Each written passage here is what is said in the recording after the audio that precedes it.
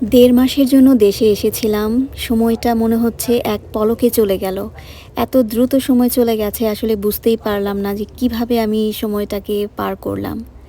Finally চলেই যাচ্ছি, তো সব কিছু গুছিয়ে নিচ্ছি। তো কিছুদিন খুবই ব্যস্ততার মধ্যে ছিল, কেনাকাটা সব কিছু মিলিয়ে।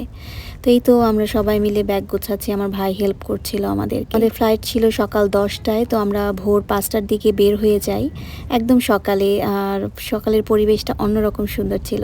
সংসদ ভবনের সামনে দিয়ে যাচ্ছিলাম, একে তো মনটা খারাপ, তার মধ্যে পরিবেশটা একদম মনে হচ্ছিল যে আমার মনের মতোই মনমরা হয়ে আছে, একদমই যেতে ইচ্ছে করছিল না। দেশে আসার পর আসলে সময়টা এত দ্রুত চলে গেছে, বুঝতেই পারিনি যে এত তাড়াতাড়ি সময়টা চলে যাবে।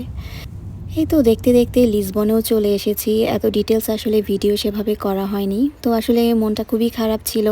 দেশ থেকে চলে আসার আগ মুহূর্তের যে মন মানসিকতা আর যখন দেশে যাই, দুটাই একদম অপোজিট।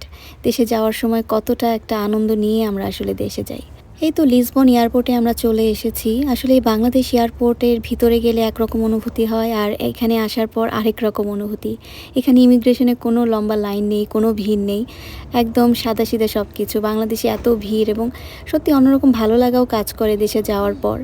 তো সব কিছু শেষ করে ফাইনালি আমরা এই তো একটা গাড়ি বুক করেছি।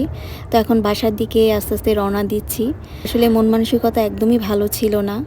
এখানে আসার পর আসলে মানে অন্যরকম একটা অনুভব হচ্ছিল। 1.5 মাস পরে পর্তুগালে আসলাম। তো 1.5 মাসের ব্যবধানে আমার কাছে কেমন যেন সবকিছু নতুন মনে হচ্ছিল। বাংলাদেশে একরকম পরিবেশে ছিলাম এত গরমের মধ্যে।